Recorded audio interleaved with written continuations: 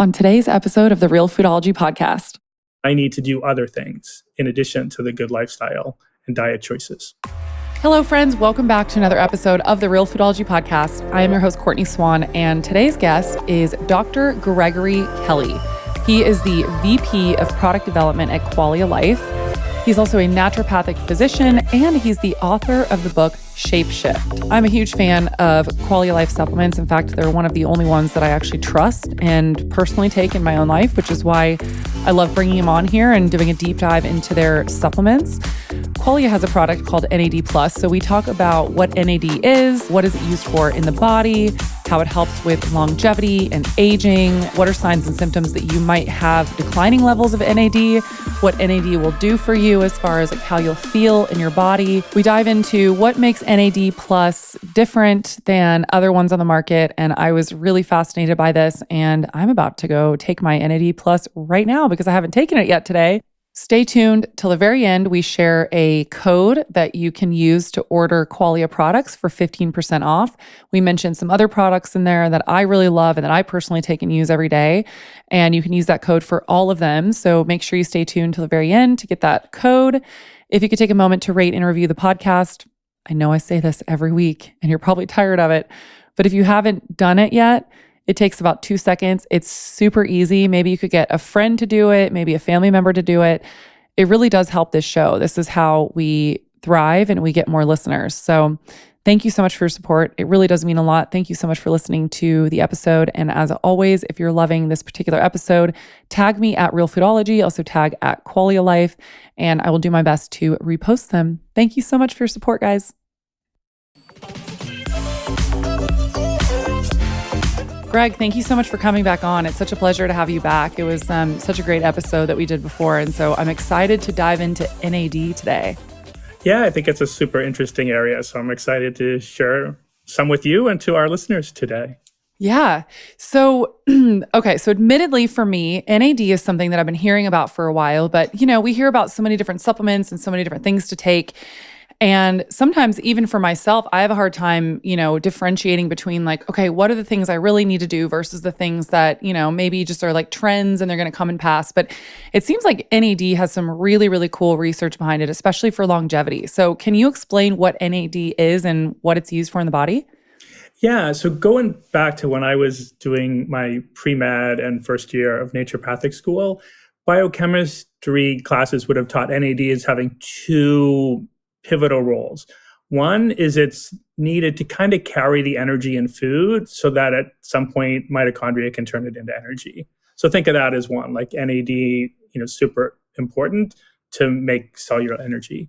The other is NAD can have a P tagged onto it. So NADP would be the way it shows up in a chemistry book. And when that happens, it's involved in building molecules and helping cells detox. So glutathione, as an example, which you would know.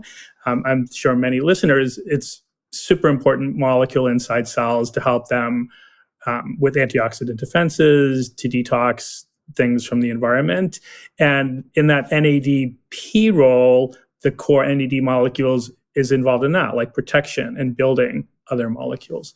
So those are the classic things. But then late 90s, this other group of uses for NAD became more and more well established in scientists like a David Sinclair, who I'm sure some listeners would know of. And these are thought of as consumption uses. So those first two I mentioned, the NAD molecule kind of just toggles back and forth between two states. In biochemistry, that's called redox. You don't really need to know it. But in these consumption uses, the molecule is literally devoured and broken apart to fuel an enzyme.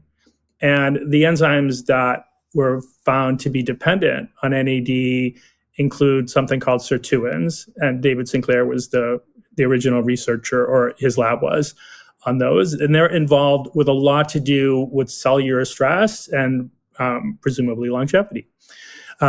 Then eventually what are called PARPs. And again, listeners don't need to know that, but PARPs are enzymes used to repair DNA, which is crazily important, right? We want our DNA just over time as it replicates itself, there can be drift and errors that kind of get introduced into the code. And we have enzymes that repair that. And the NAD molecule is food for those enzymes, so to speak.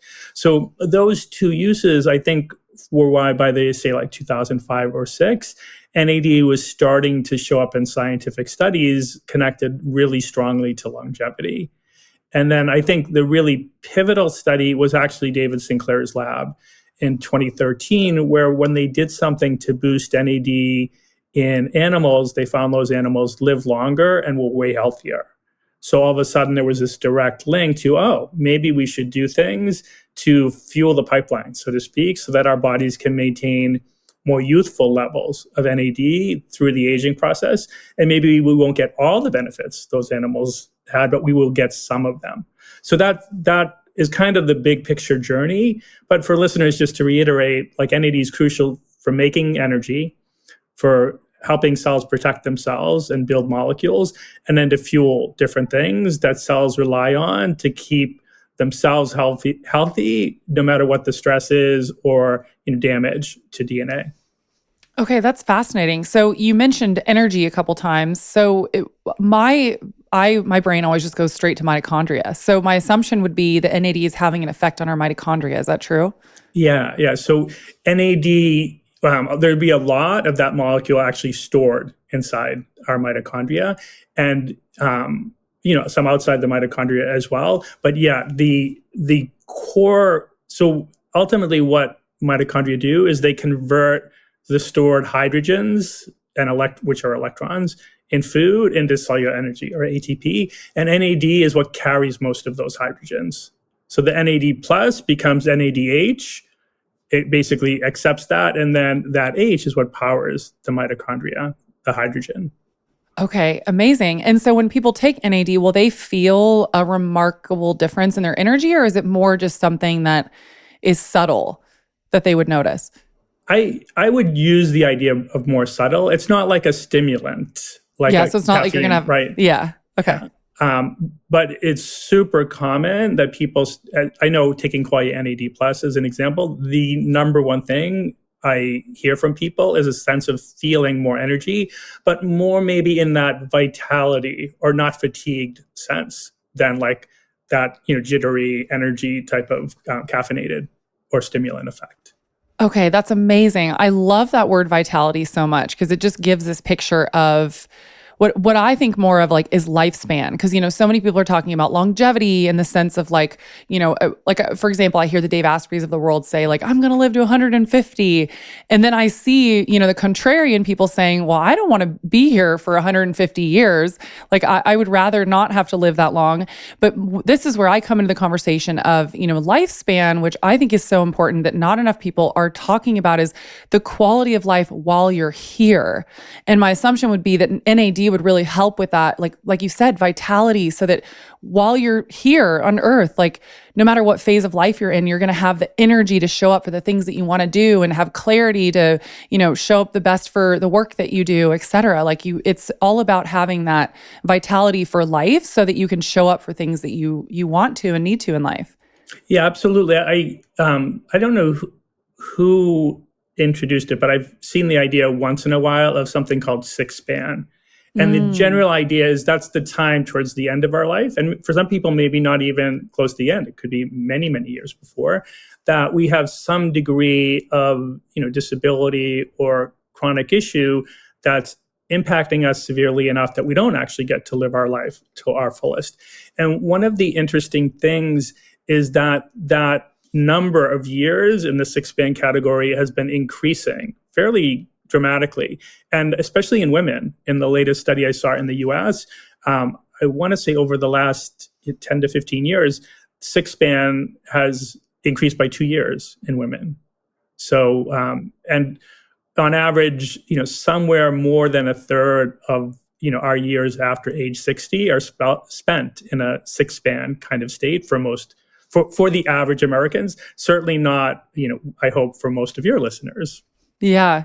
I think most of my listeners are here because we desire to thrive in life, right? And that means, in all areas of our life, and looking to improve our vitality and our quality of life. And that looks like, taking care of our diet and getting really good sleep and paying attention to stuff like this, like when NAD comes on the market going, oh, that sounds like something maybe I need to be doing in order to continue down this life path so that, I use my parents as an example all the time. I mean, my parents are in their 70s and they're still hiking with me. They're still skiing. They're still doing all the things that, we did together growing up. And it's so amazing because my hope is that they'll still be doing that when I have grandkids around, and so that is really what I personally am striving for, because I don't want to be bedridden or finding myself in a wheelchair or, on 20 different medications by the time I'm hitting my 60s or 70s.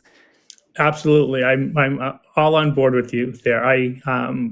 My dad actually didn't live as long even to make it till 70. And the last, handful of years after he retired, he would have struggled just to navigate a big airport just from his weight and health. So he was like, yeah, I'm done traveling.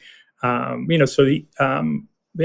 think, all of us probably, listening to this call have examples in our life of people who, we may love, but whose health trajectory we may not want to duplicate. Yeah.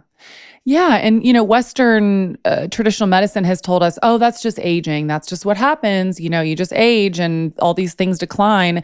And while obviously there is a truth to some of that, I don't believe that is all of our fate and the truth about the fact of the matter that's what's actually happening.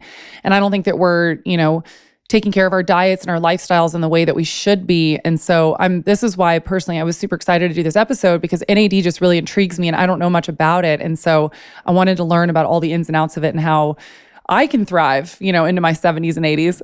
Yeah. And I think before we dive back into NAD, what you just hinted at, I think to me is really important. And it's, I would almost put it in the storytelling category, right? Like we have these stories like, oh, aging is inevitable, or, this is what happens. And my desire for Dr. Greg, at least, is to be a better storyteller to myself and people I care about. And I remember whenever I would have seen Finding Nemo originally in the theaters, there's a scene, and I might not have the exact, scene perfectly accurate, but he ends up with these sea turtles and they're in the Gulf Stream, and one of them has a surfer voice, and he's talking to him, and I think the sea turtle says something like, oh dude, I'm like 120 years old and still young, that type of thing. And so ever since then, my story is always like, oh, I age in sea turtle years. Right. I love that. Like kind of the counterpoint to aging in dog years. And whether that matters or not, like who knows, but I think the stories we tell ourselves and the things we believe do color the results we can get in life.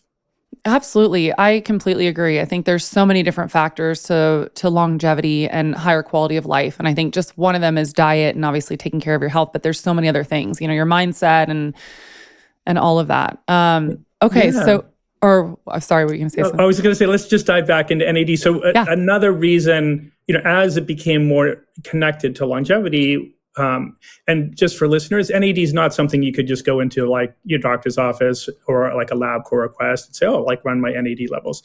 It's generally been a hard to measure thing done in university settings or, research settings. But with the attention on longevity, there have been more and more studies that have looked at NAD levels of different people at different ages. And one of the consistent findings is that NAD levels decrease progressively as we get older. Occasionally I'll hear people say, oh, what about exercise? Doesn't exercise help?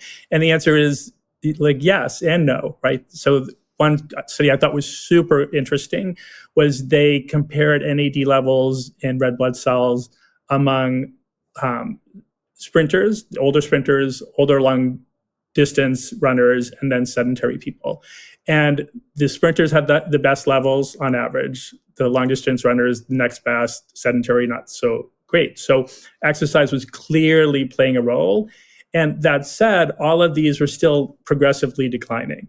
So the 70-year-old sprinter had much higher levels than a 70-year-old sedentary person, but much lower levels than a 40-year-old sprinter, as an example, right? So, and I know I've done before and after NAD testing on myself, and generally think I do pretty healthy things and sleep, exercise. I'm not a sprinter, but I do exercise, and you and me both.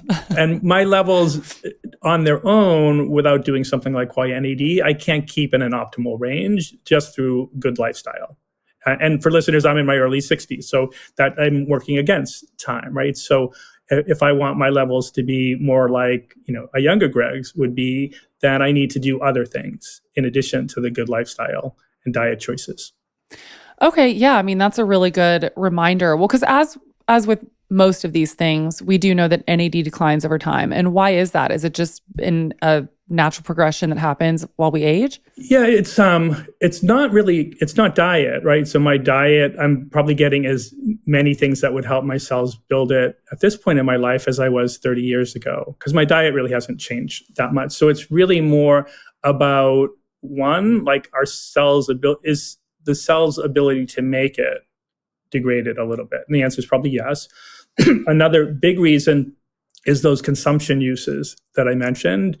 There's probably more fuel needed for those than there was, say 30 years ago.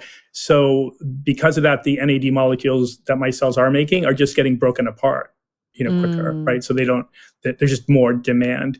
And then there's other things that play into it. You would know of the concept of inflammaging, but inflammation can cause also consumption of a lot of the NAD our cells would make.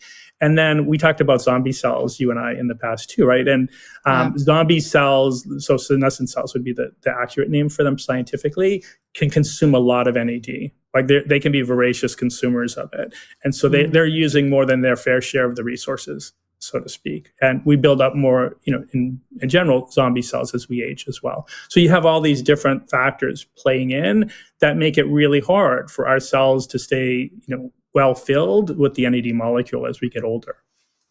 Yeah, that's really fascinating. And, you brought up inflammaging, and, this is something that, all of us just living in the world that we live in, and we're being exposed to so many different things, pollution, off-gassing of our furniture, pesticides, like you name it, all the stuff that I talk about, which can all lead to, I think can lead to the senescent cells, right? And then can also lead to this, inflammaging. And, I obviously never say any of this to scare people because, we can only control so much. So we can't live in fear about it, but there are things that we can do in order to decelerate some of that kind of stuff and take care of our cells in other ways. And one of them would be taking NAD. Yeah. And there's a few other big names besides David Sinclair that are scientists that have specialized on NAD and ways to maintain healthy levels. One of them is Dr. Charles Brenner, and he's famous for discovering how nicotinamide riboside, which is an NAD booster, can be turned into NAD. He was the one that identified those enzymes, the ones that do the work. And I had an opportunity at one point to speak to him for another podcast. And one of the things he strongly believes, based on the research, and he's much more focused as a scientist, was that when you think of NAD, the main thing you should think of is it's what our cells rely on when they're metabolically stressed or stressed in other ways. To become, without enough, they're just not resilient. It's just a really central molecule for allowing them to respond healthily to stress. And so going back to, I guess, to the zombie cells. So one of the things that senescent cells do that gives them that nickname of zombie cells is they secrete stressful compounds, often very inflammatory, into the environment around them, which act to stress healthy cells. And if a healthy cell's not got enough resilience, it also becomes a zombie cell, right? And that's one of the reasons zombie cells propagate and kind of, like a snowball rolling downhill as we get older. And NAD would be one of the things that would allow them to say, I got this. I can handle this stress and not be zombified by you. So it's just super important that, just like us, like I don't know, 2 days from now, something really stressful may happen in my life or environment that I'm not planning for. And our cells are like us. They can get stressed out by many of the same things that you talk about. Radiation, poor nutrition, social stress even can affect our cells. And, often they don't know it's coming, right? So we need them to have the resources available. So when stress does occur, they can say, I got this. Yeah, I love that. And you had mentioned, so there are natural ways too. What are just some natural ways that we can build NAD? Obviously, you mentioned too that it's better to supplement so that we can get to the optimal levels. But just out of my curiosity, what are ways also that we just naturally build NAD? Yeah, so the N in NAD stands for what's nicotinamide, but that for people, they probably would recognize that. There's a vitamin called niacinamide. Nicotinamide is just another way of saying that same.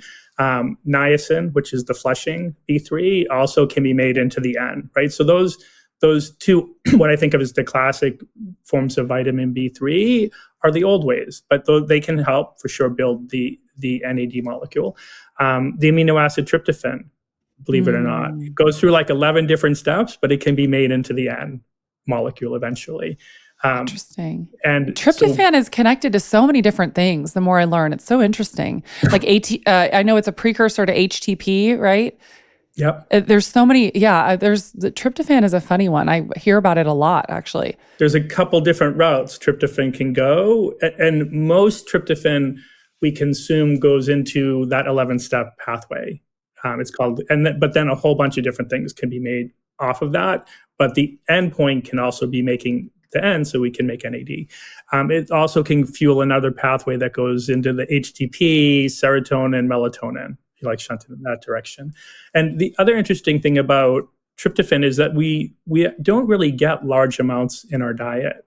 So some amino acids like glycine or tyrosine, we might get like someone, even a moderate protein diet is getting 10, 15, 20 grams of. But a diet rich in tryptophan might only be somewhere less than a gram for sure.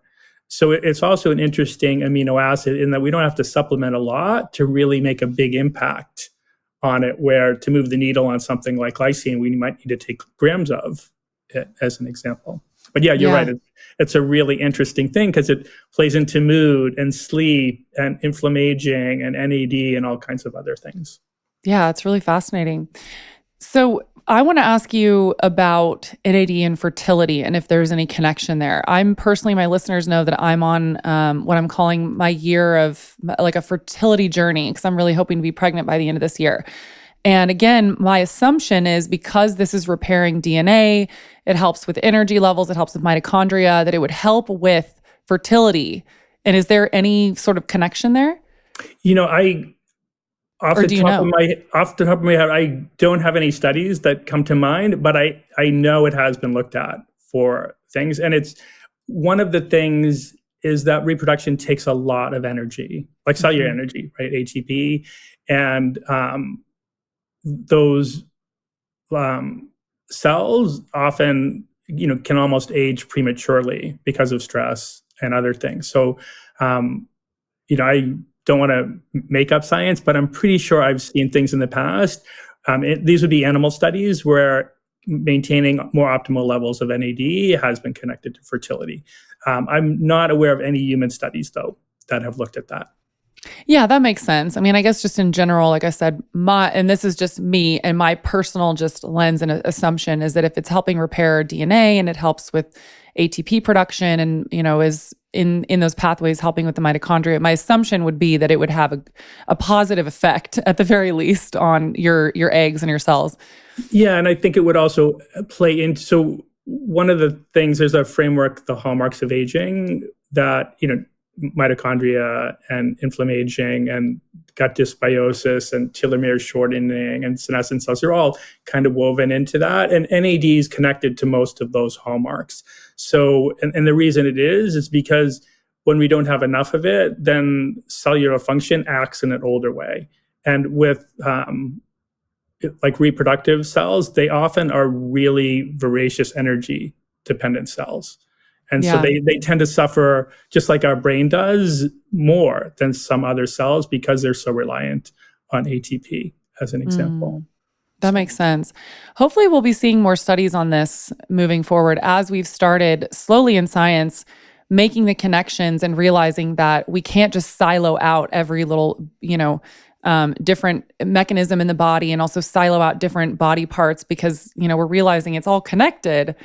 It's very fascinating. This is why I love the study of holistic and naturopathy, which, you've studied and know very well, is that we're looking at the body as a whole and realizing that if it's affecting one thing in our body, it's going to have a cascade effect on everything else in the body. And it's just, I love that. And I hope science goes down that path further. Well, and I know what I would think of as the old time naturopaths back when I was a student in the early to mid 90s were, super interesting because they didn't know biochemistry, it was not their thing, right? They learned something different back when they would have got their degrees. But there was this strong belief that our health was dependent on the health of our tissues and organs, and that their health was dependent on the health of our cells. So while they didn't know, like say the biochemistry of NAD, and a lot of that didn't exist when they would have, even when I was in naturopathic school, that recognition that, when we do things to build health from that lower level, at more a holistic level, good things tend to happen. And often in many, many different systems, right? And I know, my general approach as a naturopath would have been along the lines, and this oversimplifies it for listeners, but it would be like, okay, in general, if we give the body more resources, more of the things it relies on, and remove obstacles to using them or that are impairing its function, which can be toxins or things that you talk about all the time with your audience, that combination, more resources, removing obstacles, almost always really good things happen. Yeah. Yeah, exactly. It's like you give the body the tools and things that it needs in order to function properly. It wants to be in a state of health, and it will figure out a way to do that if given the right environment and the right tools. Yeah, absolutely. Yeah. So then I was just going to say, we didn't complete like how to make NAD. Let's finish.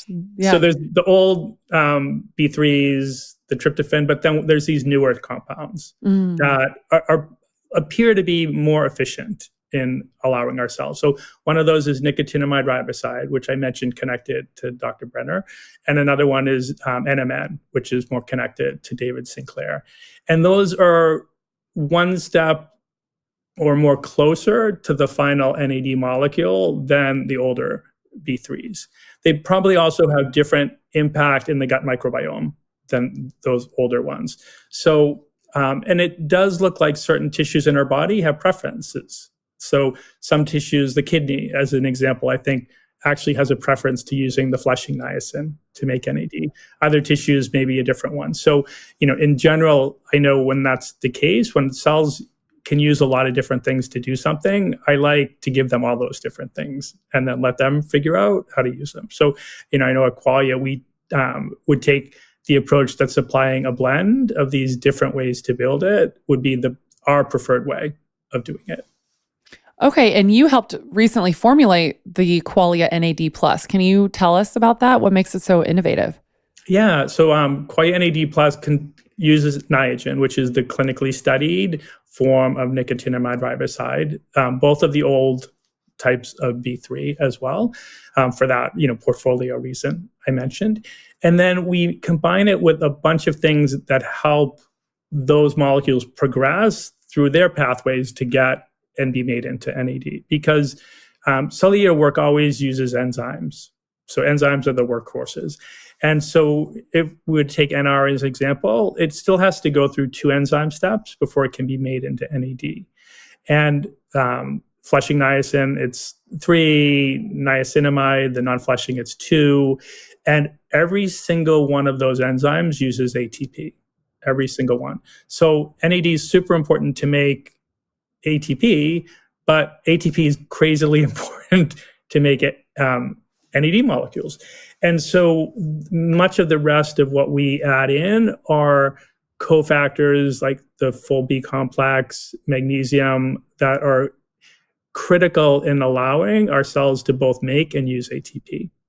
So that's one of the things that makes the Qualia product distinctive. So it's those 2 features that we combine a blend of building block molecules and then a variety of nutrients to help cells do the work they need to be able to turn those molecules into NAD. And because That's of that, amazing. When we've studied ours has consistently worked to boost NAD levels quite dramatically. That's amazing. What are some of the compounds that you've put in there that you found have really made a difference? So one of the more interesting things, so the different, I mentioned different tissues, like so much in the body is tissue specific, even enzymes. So the enzymes that would turn the NMN molecule into NAD, which everything passes through at some point or another. In the brain, caffeine actually allowed that enzyme to work better. So we put what I think of as a microdose of caffeine from an organic coffee berry extract in there to help that, because helping the brain to make NAD is super important, right? It's the most energetically demanding organ in our body.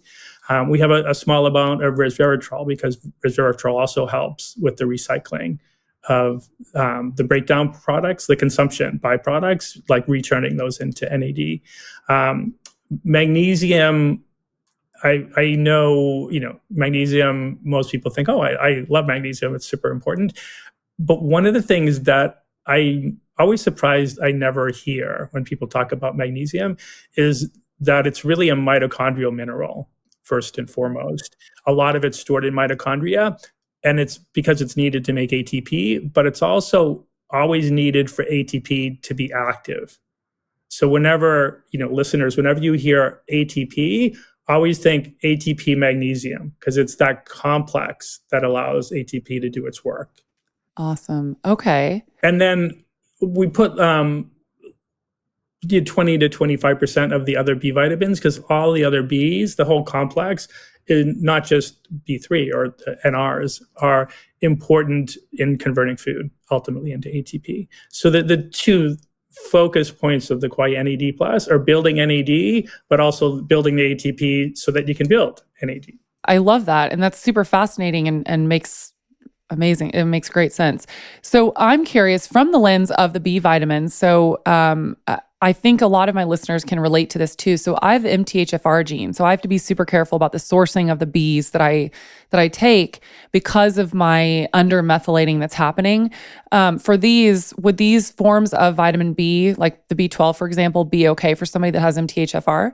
Yeah, so that's a great question. So do you know the idea of vitamers? Have you heard that term? Mm-mm. So, like vitamin, right? Vitamin B1, B2. But many vitamins have more than one form in our bodies, so in our cells.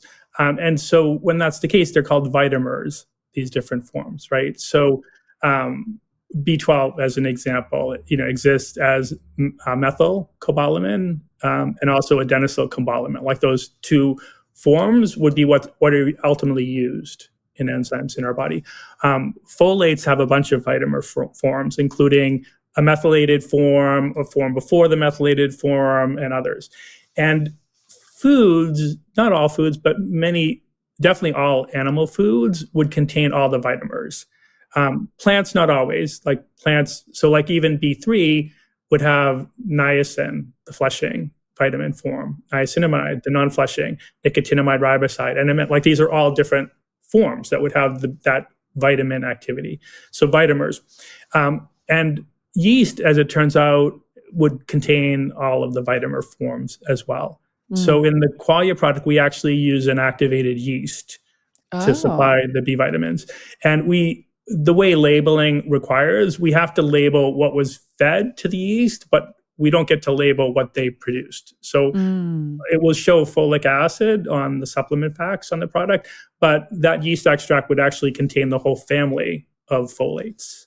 Oh, wow. Okay. And obviously, so it would be okay for somebody who has an issue with methylation. Yeah. Okay.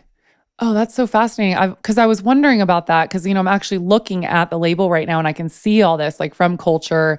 And I was so curious about that because, I've been trained to look like, okay, is that vitamin B12? Is it I always forget what the adenocobalamin? Yeah, adenosylcobalamin, which is sometimes called cobamamide, but adenosyl is usually how it's labeled. And that has a different role compared to the methylcobalamin, which is I think of the methylcobalamin as much more studied for the brain and nervous system, where adenosyl has slightly different roles. And an animal food, this activated yeast, something that's basically converting the core vitamin into the forms it uses, is going to have the whole portfolio. So it's one of the reasons, like the Realfoodology, right? Your podcast, like food just is more complex, right? And has there's a inherent, synergy and wisdom in food that often, doesn't occur when we create these things in isolation. Absolutely. Yeah, I talk about this all the time. And I find that fascinating. So I guess my other question is then, because on the days that I've been taking the NAD plus, I don't take my B complex. And I'm asking this because I'm sure many other listeners will be curious about this too. Is it overkill to take your B complex and this as well? Like, is this enough of the B vitamins for you to get what you need? It would certainly be providing more than adequate amounts of any of the B3 vitamin family, but it's only 20 to maybe 28% of the other B vitamin families. So it would depend on an individual. For many of us, that's sufficient to augment what we're getting in a good diet. For some people, they feel like, as an example, some people love taking a lot of vitamin B1, like 50 milligrams or more, and will notice that nootropically, for their brain, as an example. So each individual would need, to kind of make that call. But we're definitely covering all the bases in a way to really fill in the gap between an average diet and what would be a much better diet for all of these. Okay. And I'm curious too, also looking at the label, why, and you might have already answered this, but I didn't get a clear answer that I think that I heard. Why did you use Niagen? Niagen is Niagen is basically the brand name of something called nicotinamide riboside chloride. And it's a crystalline form, which means it's really pure and really stable. And because of that, it's the one that's been used in something like 80% of all the research on nicotinamide riboside. And as far as I know, every single human study on NR.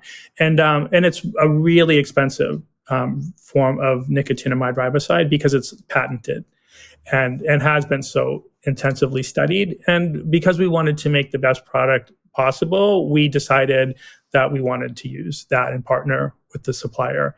They sell it themselves under the brand name of True Niagen. But that would be, I've seen that brand, yeah. That would be the exact same thing that we're using in the Qualia NAD+. But then you're getting all the plus with that as well. Yeah, correct. Everything else added in. So what are the consequences of declining NAD plus levels? Like, is this something that people would see as signs and symptoms that their body is declining in NAD? Yeah, I always like to go and start just at like what's the classic vitamin B3 deficiency things, right? And so I think I learned them as the 3Ds, but sometimes it's called the 4Ds. But the classic things going way back that led eventually to the discovery of vitamin B3 were, one was the idea of dementia, but not in a modern sense. Like dementia as it was being used back in the 1930s for that deficiency was more, brain fog and mood, but just think really strong cognitive challenges showing up. The second D was dermatitis. So there's a really like red, scaly skin rash that would eventually develop. And the third D was diarrhea. And the fourth D is death. So like that would be the final. And what seems to be the case with milder insufficiency is that it tends to still show up in those three areas: digestion, skin, and cognition/mood. And so in cognition/mood, I also, put that sense of energy and vitality, because that is what, our brain is what gives us that sensory experience. So those are the main areas. Sleep would be another that, could be an early warning. Feeling like we're not bouncing back well from exercise could be another, right? Any of these things that start to have to do with cellular energetics, but cognition especially, right? So fatigue would be your classic one. Like feeling fatigued doesn't necessarily mean our cells are depleted of energy, but our brain is feeling like they are. Right? Wow. Okay. I'm like, I need to be more consistent with my NAD plus. I'm for sure. I love whenever I have you on the podcast, it makes me so excited about the different, I love all the Qualia products. And we talked a lot about last time how I take Mind almost every day. I call it, this is just my personal thing, I call it my natural Adderall because it really turns on my brain. And every time we do these episodes, I'm so motivated then to take, these supplements that you talk about, and for good reason. I mean, this one, I'm like, the NAD sits on my counter, and I right now admittedly probably take it like 2 or 3 times a week, but I'm like, man, I need to get on this every day. Because I'm starting to notice a little bit, like I'm feeling more fatigued. Sometimes I don't bounce back from my workouts as much as I used to. And yeah, so I'm excited to get back on it like full force. Oh, awesome. One other thing, and this is pretty new research, and I think it was actually sponsored by Nestle's, that big food and chocolate company. But the gist of the study, and it was in animals, so it's never completely sure it'll translate to humans, but that niacinamide, that form of NAD booster that is also, along with Niagen, built into Qualia NAD, was really important for muscle satellite cells, which are the stem cells in muscle tissue. And it was somehow activating those without making NAD, like in a completely different way. And so while NAD is, the core story of things like, these N-containing precursors, again, and the other interesting thing in that study is nicotinamide riboside, so Niagen, didn't work nearly as well. It was really the niacinamide that was needed for these, specific type of stem cells. And so when I see things like that, it also makes me, go back to, again, that wisdom of food. Food has all these things in it, maybe not as much as we would need to have that action, but it also, was, encouraging to then have that as more almost justification for why the Qualia approach to providing this portfolio of different, N-containing or, NAD boosting things is a wiser way to go. Yeah, I love that. Well, and this is what I love so much about Qualia. I mean, there's very few, I have to be honest, there's very, very few supplement companies on the market that I really trust and that I know create really good high quality supplements and that really dive deep into the science and are very meticulous about their formulations. And Qualia is top of the mind for me with that. I mean, anytime anybody comes to me for any sort of recommendation, I always say, okay, like if they're looking for something that you guys carry, I'm like, Qualia, hands down. Like I just love all of the formulations you guys make because in my experience, everything I've taken has worked really well. And then it's so cool to have you come on and then you talk about the science behind why you put all these together. And, this is where my nerdy science brain kind of comes in where I'm like, oh, it's so cool to hear why you put all these different things in there versus other things and to see that it really works. Well, and I think that really works part is so important and overlooked. We do our best to make good products, but then we study our products. We've so far, just even before we made Qualia NAD, I took it for 23 days and measured my NAD levels before and after. Oh, cool. And mine went up 100 and I think it was 149%. So I had a crazy good response to it, right? At the time, the person running the lab is like, what did you do? Like, I've not seen this, right? But I took it every day, first thing in the morning when I do like my, hydration. So I took it at the same time. I did it every day.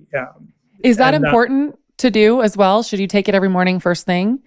I don't know if first thing is super important, but there's not a lot of circadian or body clock research with NAD or its building blocks, but there's definitely some that would show like our levels in our blood naturally would peak about early to mid-afternoon, but it would take, it takes hours from when we take it orally for it to actually make its way through digestion, the liver to the blood, right? So taking it early would help that natural cycle. But the study that to me is the most predictive potentially was in animals where they either infuse directly the whole NAD molecule at the beginning, what would be like our breakfast, or sunrise or sunset. And one of the things that NAD boosting has been most well known for in animals is metabolic health. So that's your lipids and your glucose and your triglycerides and liver health. And what they found in that study was when the timing mattered. If they gave the NAD infusion at the beginning of the animal's day, good things happened with metabolic health. But if they gave that same thing at the end of the day, equivalent to like sunset for us, then bad things happened. So timing mattered immensely. And then to check to see, they also then gave niacinamide as well, that precursor, and the same thing. The timing mattered. So it's not a lot to go on, but I'm often I have a strong belief that body clock thing translates very well from other animals to us because it's all conserved, right? We're all evolutionarily wired to the sun schedule. And so because of that, I choose to do my Qualia NAD somewhere between first thing in the morning and, or at breakfast as the default way. And, I've heard other people have different opinions, but I think at this point that seems to me the most sound approach. It makes sense. And then you think about too, taking into consideration with Qualia's NAD plus and how it has the B vitamins. I always make sure to take my B vitamins first thing in the morning so that my food can assimilate the B vitamins to then create ATP, because I don't want to be, energized and creating ATP at like 4 or 5 p.m. And not saying I'm going to be totally wired, but I think that there is something to waking up your cells in the morning and allowing them to create that energy throughout the day, so that by the time, sun goes down and you're getting ready for bed, your cells aren't like, woo, we're creating all this energy, it's like, no, it's time for bed. Absolutely. A lot of the, what B vitamins, facilitate is converting food into energy and making neurotransmitters. Yeah. And a lot of that is, our day jobs, so to speak. Yeah. So, and then I think the other thing is there's, I mentioned earlier, we kind of have a microdose of caffeine in our product to facilitate the brain making NAD. And I know like you, I love Qualia Mind, but I generally do best when I have any caffeine containing things prior to noon. Yeah. Me too. I'm the same way. So actually, okay, that does remind me, because I do want to ease the listeners' minds, because, I do have a fair amount of people that would consider themselves like pretty sensitive to caffeine. So would this be something, let's ease their minds. I mean, I'm looking, it's 28 milligrams. So it's not even like half a cup of coffee. It'd be more like somewhere between, 1/5 to 1/4 of a 10 to 12 ounce cup of coffee. Okay. So a very, small amount, and embedded in this like food matrix of the coffee, fruit extract, it doesn't seem to be like even at a higher amount, because we've used this same extract in Qualia Mind. It doesn't seem to be like a really hyper jittery, like a caffeineism type of response to the food compared to the isolated caffeine. Yeah. And I can tell the listeners too, I kind of go back and forth depending on the day and my needs. With Mind, sometimes I take the caffeine free and sometimes I take the one with the caffeine. And just from my experience with Mind and taking that, I don't feel this like crazy jitteriness, and neither do I feel with the NAD plus when I take it. But I'm just, my point is like, especially with the Mind, I really do. I feel this like amazing energy. But I don't know how to explain it. It's almost like I've had like a bunch of matcha, because I don't feel jittery. I don't feel like I've had like a ton of caffeine. I just feel really focused and like energized. And same when I take this NAD plus, it's kind of like similar. Like I don't even really notice the effects of the caffeine. Yeah. And for someone that, wants to try it, but is a little leery, they could always start with one capsule of, with the Qualia NAD, or, with 1 or 2 of the Qualia Mind with caffeine if they want to give that a try. Or, like you mentioned, there's a caffeine-free version of Qualia Mind that's also just an amazing product. Yeah. This is just more like a selfish question for my personal just understanding, because part of the reason I mentioned earlier that I've only been taking the NAD plus a couple times a week is because I don't want to overstack too much. Like, would it be okay for me to take the caffeine-free Qualia Mind and the NAD plus together on the same day? I mean, obviously you're not a doctor, but just like relatively speaking, or you are a doctor, but you're not my personal doctor and can't give medical advice is what I'm saying. Yeah. Yeah, so I'm super comfortable taking the Qualia Mind stacked with the Qualia NAD. Frankly, a lot of our products stacked together. I've done it all. Okay, great. One of the things we pay attention to would be if someone's stacking multiple of our products, would they be getting into, an amount of a nutrient, a mineral, a vitamin, you name it, that could be potentially not a great thing. And so, we, plan that accordingly when we create our products. Okay, good. Because that was kind of my question is, I'm someone who takes a decent amount of supplements, and I've always been really careful about not, overstacking them. And so I would take Mind one day and NAD the other day, but I miss taking my Mind every day. It helps a lot. When then things that, I'll do just periodically too, I I love the idea with weightlifting or exercise in general of like a detraining week, or sometimes it's called deloading. But that can be, for weightlifting, it could be once every 8 to 12 weeks, a whole week where you just don't lift weights. Or they can be deloading, which means you lift weights, but you're just doing more the yoga of weights, like a lot, Yes. less weight. And I think that's a sound approach even to supplementation that, for something like Qualia Mind as an example, because of circumstances through the year, there's invariably a week here or there that whether it's, preparing for something that doesn't want me to, be taking a bunch of herbs or travel or some other reason, that I would naturally have a week off from Qualia Mind. And our general recommendation is always 5 days on, 2 days off anyways, right? So there's a break put in. For Qualia NAD, I think of that like a magnesium. The Qualia magnesium is something that's super safe to take every day, but it's also fine to take a deloading or detraining week off every, couple months as well, which again, just naturally happens for me. So, and sometimes we also have a product called Qualia Mitochondrial Plus that, sometimes I'll shift that front and center and let these other things kind of recede for a few weeks to a month. So that's really smart. Yeah, I like that. So, I'm curious too. Is there a possibility, can you ever take too much NAD? Can you quote unquote overdose on it? Yeah. So the NAD precursors, like the Flushing niacin, has been used in crazy high amounts for managing cholesterol for many, many decades, right? And the non-flushing has also been used in high amounts and at really high amounts. So when you get into, say, 2 grams of those, then it can definitely start to compromise other things, like insulin resistance, would be something that some people, not everyone, when they take really high amounts of those precursors can get. And I think the framework I usually have for most things would be a Goldilocks principle. So the idea there's probably a just right amount, right? Like one bowl's too cold and others too hot, but let's not just assume more is better. And I think that would be the case with NAD boosters in general. Whether it's the older ones, like I mentioned, or the newer ones like NMN or NR, I don't think it's prudent to chase boosting NAD to being the end all and be all.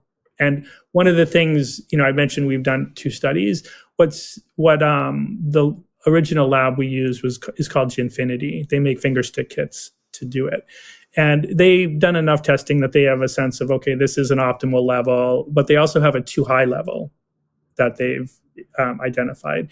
And their optimal is really coded based off what the healthiest, say, university age younger people would have.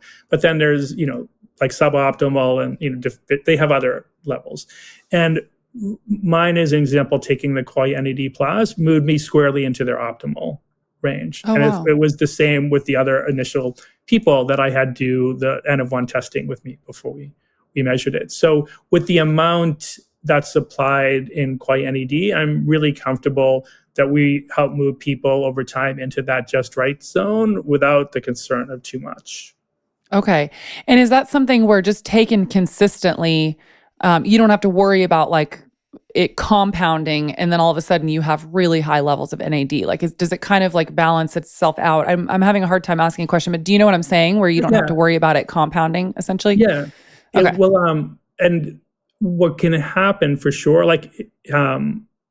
so in studies, typically there's some improvement within a week. There's even more within a month. There's then slightly more by 8 weeks.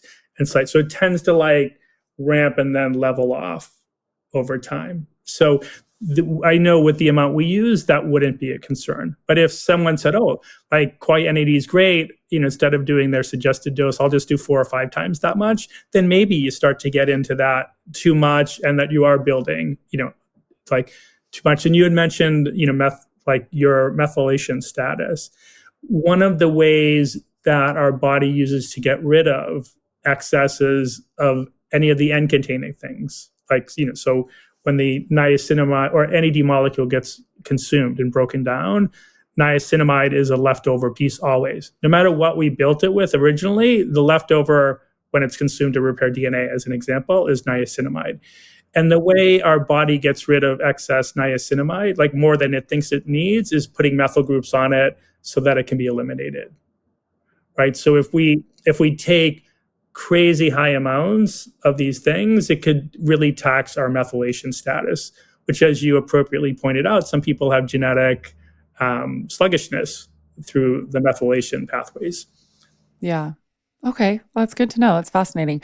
Well, I got through all my questions. Is there anything else about NAD plus or just Qualia in general that you feel like is important for our listeners to hear? Yeah, I mentioned quickly in passing that we did 2 studies. So I feel like I should close it. So we've done 2 placebo-controlled studies. So in addition to my personal experience, and measured NAD levels compared to placebo in both. And the first study, on average, the NAD levels went up 74%. The second study, on average, was 67%. So we have a lot of confidence that if your listeners take Qualia NAD, that they'll get those benefits. We also looked at symptoms, and generally symptoms related to cognition, mood, energy, vitality improved in both of our studies. And then the last thing would be more in the buyer beware category. The company that actually makes Niagen, that we buy it from, at one point, I want to say within the last 6 months, bought a bunch of products on Amazon that claimed to have nicotinamide riboside in them, and then had an independent lab test all of them, and only 5 met label claim, meaning had the amount of NR that the label said they had, and something like 75% had basically little to none. And especially bad offenders were any of the liposomal or gummy or those forms. And the reason is, and nicotinamide riboside, like many compounds, is somewhat unstable to moisture and light and other things. And when you make things like gummies and liposomes, you're making it really hard to keep that. So even if those companies put in the right amount, which I don't know, but I'll give them the benefit of the doubt they put it into a matrix that's not stable. So because of that, most of these products that they tested off Amazon claimed to have NR, but the user wasn't going to get those benefits.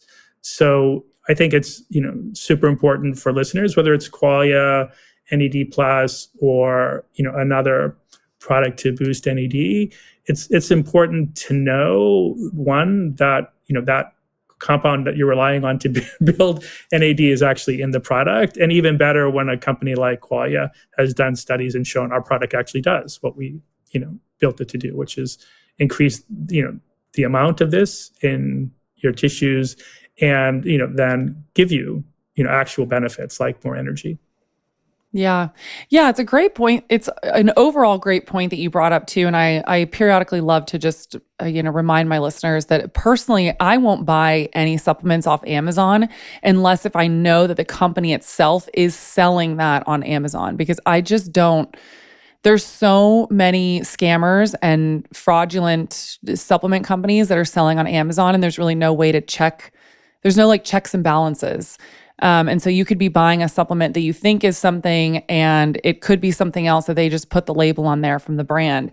And so I'm very, very careful, and I'm very cautious about ordering off Amazon. I usually won't unless if it's like if I went, I'm not saying this happens, but if I went to qualia.com and it redirected me to Amazon, then I'd go, okay, I'm happy to buy it like that. But otherwise, I don't usually buy supplements on Amazon. I just don't trust it. Yeah, there's even, I want to say in that's what the makers of Niagen found was that there was fraudulent True Niagen, being sold on Amazon that they bought. And, when looked at closely, it's clear that it's fraudulent, but of course it didn't have any actual NR in it. So yeah, I think it's, for things as important as supplements, and I love Amazon. I've been an Amazon Prime person for many, many years, but for supplements, I like to go directly to the company's website personally to buy them whenever possible. Yeah, me too. Which actually, speaking of, I feel like this is a good opportunity just to share with the listeners. So if you guys go to qualialife.com/realfoodology and you can use the code realfoodology, you'll save 15% off any purchase. So just buy from them directly. We don't trust anywhere else. I don't even know if you can find Qualia anywhere else outside of it, but just know that if you go to the qualialife.com/realfoodology, you'll save 15%.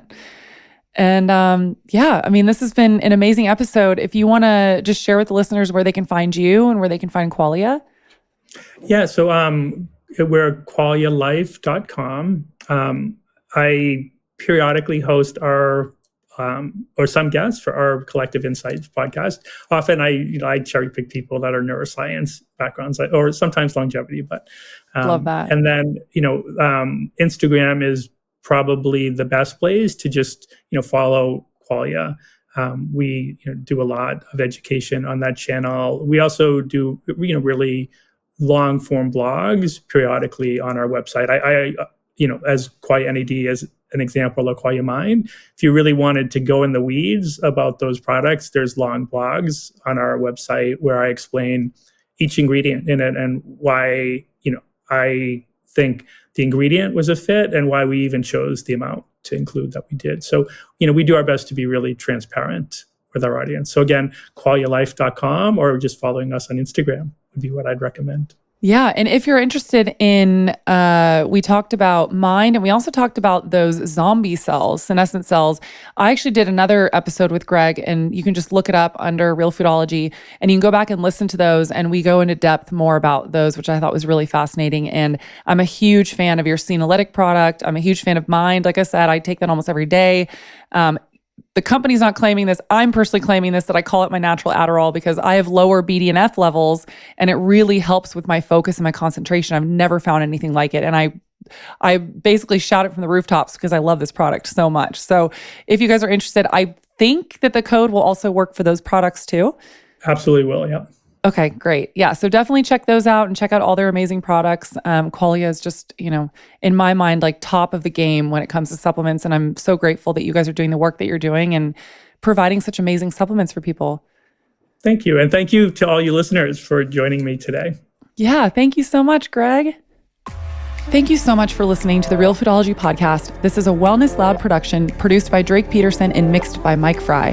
Theme song is by Georgie. You can watch the full video version of this podcast inside the Spotify app or on YouTube.